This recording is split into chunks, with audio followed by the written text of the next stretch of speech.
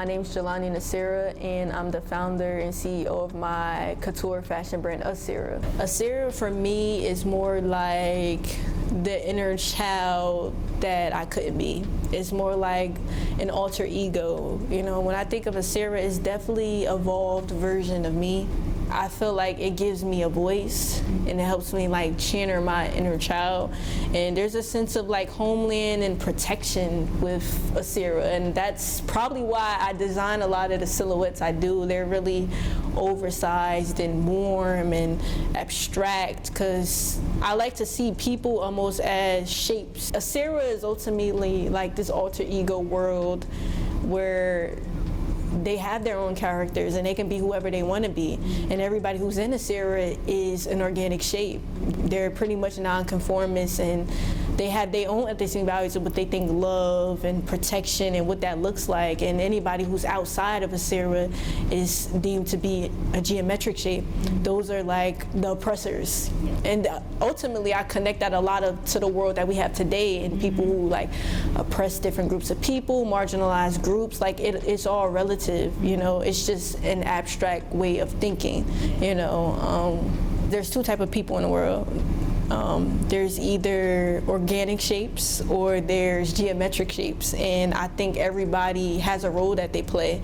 You know, when I think of a geometric shape, I'm thinking of somebody who's more so confined, and they're more so a conformist. They're not that expansive, they're not open-minded, and it's more so like they're just conforming to societal norms. There's not any room for progression or any change, opposed to somebody who's identifies as an organic shape.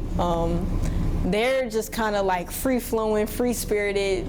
They take a lot of risks. I feel like they have a lot of strength and power, and that ultimately determines a lot of their ethics. It's kind of like my color palette a little bit. Like I like to associate a lot of colors with different personalities.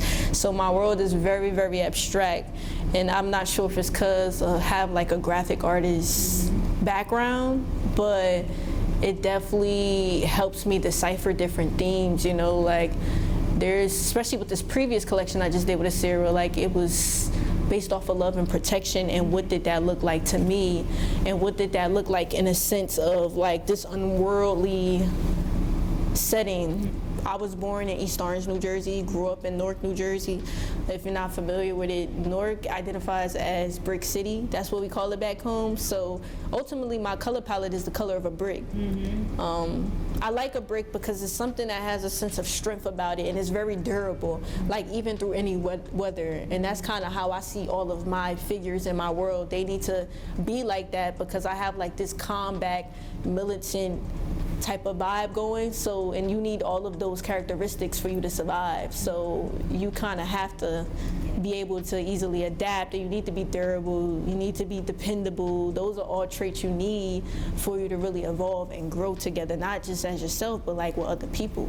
I started off making tie-dye shirts, like, and just cutting up t-shirts, and then I could draw really well, so like I would always draw stuff in my sketchbook, and then I would go to a local print shop and print my designs on the t-shirt, and then I would just sell them at high school during free period. So it was kind of like a hustle. Like I always like to say I'm a hustler before I'm a designer, because that's really how it started. About like I couldn't get stuff that other kids had. Like I grew up in a single parent household, so it was like, well, I want to be fly too, but how do I do this and I look like everybody else? And at a young age, I was already like fascinated by color interaction, like just even with tie-dye. Like I wasn't even really just traditionally tying up the t-shirt. What I was doing was I would put a trash bag down on my grandma's floor, and I would throw the tie-dye on there, and thinking that like the tie-dye wouldn't go through. I moved the trash bag, there's a whole bunch of tie-dye on the floor, and she's like, well, where did this come from? But she never really yelled at me much because it was for a good cause. This was ultimately inspired by my grandma. Growing up, I felt like my grandma was like my warm fuzzy spot. Like, and I don't know if it's because she's a Cancer like I am, or like to me, I was kind of just learning experimentation early on, and then cutting up t-shirts, I would like YouTube it, and it was just like practice. Eventually I started doing them, and like my mom was wearing my stuff. Like she would always like come in my room and be like, make this for me, and I'm just like, so I don't really have a traditional fashion background. I think having spaces like that in my head is like, all of this is like, even Asira, like my approach to it is like design is like my playground. Even with material, like just learning textiles and sustainability with dyeing and stuff like that. Like, you know, for me, it's like it changed a lot of my creativity and how I think, because now I love dyeing. But like, I mean, I know I told you way back I was tie-dyeing and by just doing whatever technique I was like doing, but you know, exploring that, it kind of, and I think that's why I like natural dyeing so much, because it just takes me back to 15-year-old version of me. Especially eco printing, like with my work jacket, you take stuff from the environment. It doesn't have to be like plants, it could be fruits, vegetables. Like I know for me, I want to experiment with strawberries. I'm not sure if it'll take, but that's the beauty of like natural dyeing. You don't know, it's trial and error. You don't know if anything could take, but it's kind of like, we're gonna just try it, you know. You can use blueberries, cabbage, kale, oak leaves, marigolds. There's so much that you can dye with, like even rustic dye. Like you can use rusty pieces and wrap it up. But I think for me, I like the suspense that comes from dyeing, because even when I'm like bundle dyeing or eco printing, you don't really know how it's gonna come out. It's just like, you just see it when it's done steaming. And you know, even ice dye. There's like so many different types of dye, but for me, I like to just like pick all my stuff and then act like I'm cooking and just like sprinkle it on the textile, and then, you know, add the special sauce and, you know, bind it up, and then I be like fiending. Like after like an hour, I want to see what it looked like, but I try to leave it in there 2 to 3 hours because I want it to be dark and real dense. But I see my textiles as like art, like abstract art pieces. They're kind of just like, I want to frame them. Like even if I don't want to work with it, I want to frame it, you know. And that's why I said, some people say like I'm like a big kid, and I really like, I embrace it, because to some extent I'm living what I felt like I didn't have all the resources to do when I was a kid. So the world, all of this work is my playground. It's just like, I'm just allowing everybody else to come into my world and play with me, like even through the colors, even through like the triangular silhouettes. Like that's is kind of the world. Like I'm leaving it open for interpretation and open for people to play. Believe it or not, this is a family. Like, you know how Black Panther got a family? Oh, Asira got a family too. So very much all of these people are related, or they're people close, like family, friends. A lot of my world is like, Asira's very much heavily woman empowered. So in a traditional sense, you probably would have a male being the head of the tribe, but in Asira, a woman is very much carrying society. And a lot of through all my looks, like even when we go and walk around, and I tell you about it, but it all started with the father. He passed away, so everything went to the mother, and she carries a lot of the kids, you know, the orders that go on in the tribe. You know, it's very futuristic, but still close to home. She calls all the shots, and I love it, because it's just like, I feel like sometimes women need that say so. They need, you know, women are conditioned to just be like silence, and like you're never really going to see that happen in a perfect world. So I'm like, well, what does this perfect world of like women being able to run things look like in like this abstract way, while still keeping it and having familial ties and keeping the principles and authenticity of the brand? So basically every character has like this personality trait, and that carries what I want the look to have.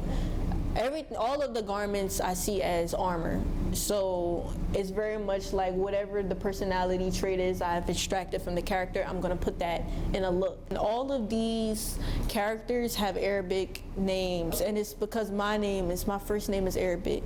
So Asira means chosen one in Arabic, and my first name, Jehlani, means great, powerful, and strong helper. So this is Asani, and his name means rebel in Arabic and Swahili. So he's very rebellious, but he has good intentions, very open-minded. Like he has this sort of like grungy personality to him. Like he's willing to do whatever for his family, whatever for his siblings, whatever for his tribe.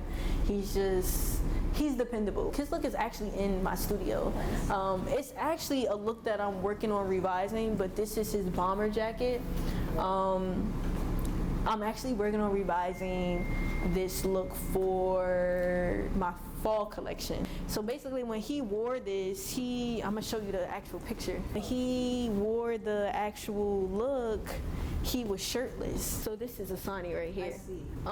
And there was a sort of like, even in the makeup you could tell like, okay, he might give like problem child vibes, but he definitely has good intentions being the older sibling. But there was a sort of like, I can't pinpoint the word, but there was a sort of like roar to his personality that I wanted him to like embed. And it was just, I wanted it to be very raw, like I wanted it to be uncut. So this is Eshe's look, but you see how, to me it looks like slanted boobs, but there's something so nurturing about it. You know, when I made this look, believe it or not, like I was kind of like sampling out of Pampers, and like I had first experimented with like the Pampers on the back and like possibly holding a baby, and that's kind of what I wanted to embed in this. Believe it or not, all of this is denim. To me it's like a sophisticated type of denim, like, you know, it's like clean denim, but it's still very like couture, very elevated streetwear. I like different weights of denim, you know, because even like the denim in my work jacket right here, that's a thick denim. That's thicker than the denim that I made a lot of the pieces out of. So that's the one that I naturally dyed, and as you can see, it's very asymmetrical. I love an asymmetrical silhouette. That's the older sister's look, and I really wanted to like, when I made this look, I was like, you know what, because I'm touching different personalities, I want there to be something sexy about this look, you know, like, because all of my silhouettes are not just oversized. Like I'm gonna tap into another area and, you know, make a little something for everybody. I think that's the beauty of like having my characters and having different personalities, is very much I have room to explore and cater to a little bit of everybody. Like there's not something that, oh, like you're gonna walk in, I can't wear that. Everybody could wear it, you know, even if it's oversized, everybody could wear it. It fits all body types, and I love that. Like it's very inclusive. I really do this for like people, my younger self, and do it for people who trying to make it back home. It's like, you know, I even want to do a show up there and sometime next year, like a solo show, like an exhibition show with like all my pieces and even all my artwork. And I think for me that project is important just because it's like, I don't think everybody back home has in flesh seen the evolved version of me.